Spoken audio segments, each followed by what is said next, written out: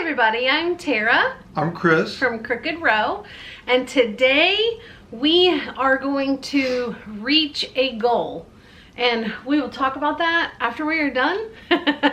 But today we are going to do 5 trays of what we have been waiting for. We are ready to go into the last stretch of seed starting, and we are doing tomatoes. Yay! It's always exciting to start the tomatoes because you know that's really the last kind of thing that you do. You can still do things that, you know, I'll still here and there do herbs and maybe some flowers. I'll do a little bit more flowers here and there, but our basics of what we're gonna do this year are done. So that is, it's a wonderful place to get to every year, and now we'll be growing them in the grow room and be ready to go. Another thing that we're gonna do today is, we were gonna do it last week and there was just things that got started that we were not able to get to, but we're gonna go ahead and here in the greenhouse, we're going to the second half of the bed that we have in here, we're gonna go ahead and plant peas, but if we have time, we're also gonna plant them outside. If not, I'll push it to the next video. And then one more thing that we are going to do today is we're gonna start sweet potato slips. And this is the easiest, funnest way to do it. It literally takes 5 seconds. If you have 10, actually, let me show you. If you have these disposable pans like these, you can do these. This year, I'm actually though going to put it in a bigger tray because I want to keep a dome on it for a little while until the greenery starts to grow. You can see that these have already started sprouting, which is great. But the method that we've tried like every sweet potato method that there is for growing slips. This is the easiest and the fastest. So what I think that we're gonna do is, I think Chris and I should have a race to see if he can plant the peas in the bed faster than I can plant the sweet potatoes. What do you think? I think I can do it. So we're gonna get started on this. Let's get started. All right, let's go.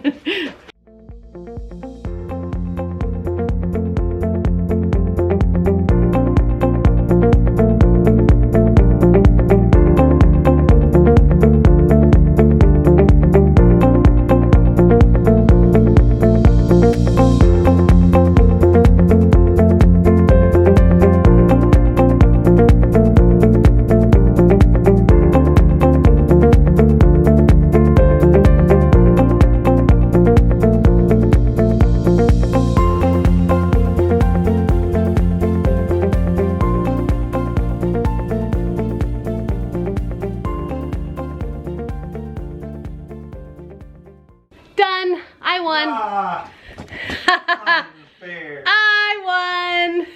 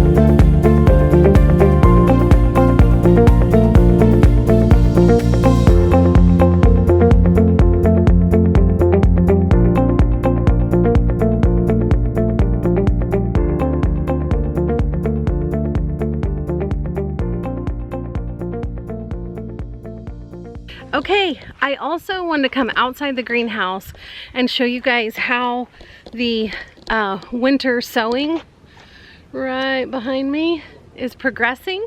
So I'm gonna give you a peek inside the containers. Here is the mullein, and it has sprouted and is ready to go. The hollyhock has sprouted. The foxglove is doing good.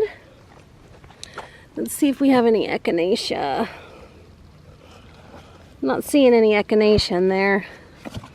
This hollyhock has not sprouted. It is kind of old though. Oh wait. Oh, I missed it. You see that? It has. This echinacea, I see no sprouts. Oregano has sprouted. I don't know if you can see that. Cabbage is definitely sprouted. Chives are growing. Kale is growing. Mint has little, I don't know if you can see that, it's kind of shaded, but mint is growing.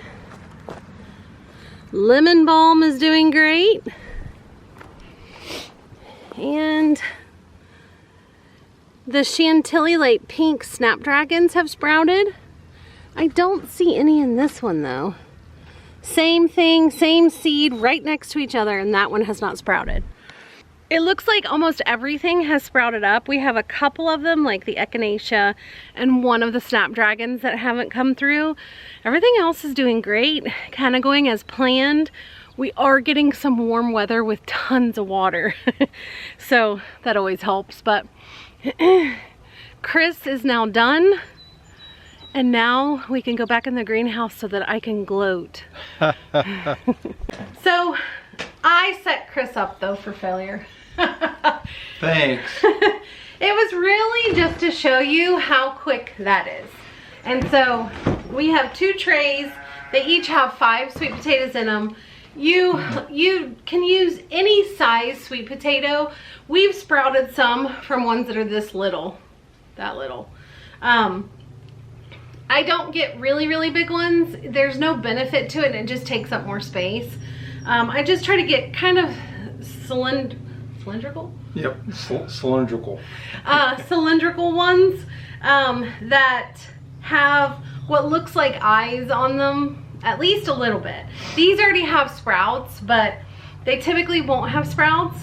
These take about 6 weeks. We are about 6 weeks out now. Mm-hmm. Are we? Yeah, we're about 6 weeks out from our last frost date. I don't plant these out till like the end of May when it's really warm outside. We start snipping the slips as they grow, and I root those in some water, and then I'll plant all of them out kind of more towards the end of May. I know I said I was going to put them in the black trays, but I remembered that I have a little bit more seeds coming. And so I better keep some of my trays for that.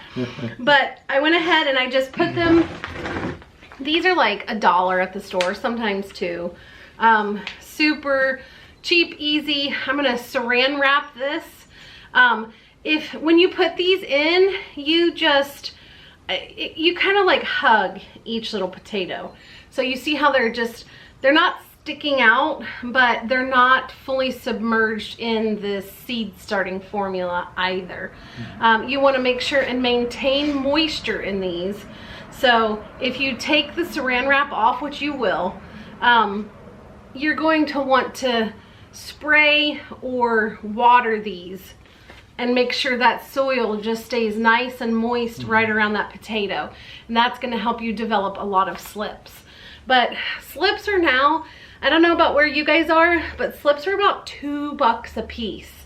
So we already have these from last year.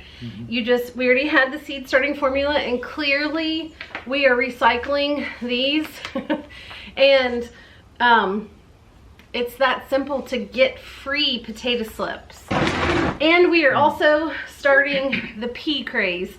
We have our peas in water. They're nice and kind of bloated, and we're going to be going around the farm and picking places, the farm, the garden, down by the pond. We've got peas. In the garden. Yeah, just in the garden. We're gonna be planting peas. We're also going to, and that's this upcoming week, we're also going to do the, those are bush peas, pole peas. Is that what it's called? Pole peas, yeah. I don't know why I can't think of that. But we're gonna put those on our trellises and our boxes and things like that. So it is now pea planting time, and we're supposed to get a pretty hard frost next week at night. Peas can handle that. Larger kale and cabbage can handle it, but small kale and cabbage, it will sometimes kill them or at least turn them yellow. So we're supposed to get to, what was it, 12 at night next week? Is it that cold? Yeah. So we're keeping our fingers crossed that that doesn't happen and we stay at least above 32. That's what we're hoping, because those are killing frosts. So but so we have this done, we have the peas in the greenhouse, and we have 5 trays of seeds started. So not only did we do tomatoes and we did more flowers, but this has now put us up and over our goal. And now we have started, this is not us planting in the garden. We have started in our grow room. You remember the number? It was 1,406. And 6. That does not include our sweet potatoes. That does not include our bed in the greenhouse. That does not include winter sowing. Everything else is in the grow room. We're gonna take our 5 trays and put those in the grow room under lights. And actually I'm gonna saran wrap these sweet potatoes and put those in the grow room as well, because they need a nice warm place to start getting their slips. So guys, not only did I win, but we are headed for an abundant growing season. We're super excited. We are. Yeah, we're getting tons of rain. And I know I joke and say that we have a deluge, and we do. We're flooded everywhere. But that's also kind of good, because it's good for our berries, it's good for our fruit trees. They're getting tons of the rain, and we love that. So hopefully it will dry out a little bit so that we can plant peas in the ground. Yes. That'd be nice. So we're done for today. That was all very fast. The 5 trays took a bit, but outside of that, like, this was kind of an easy day's work.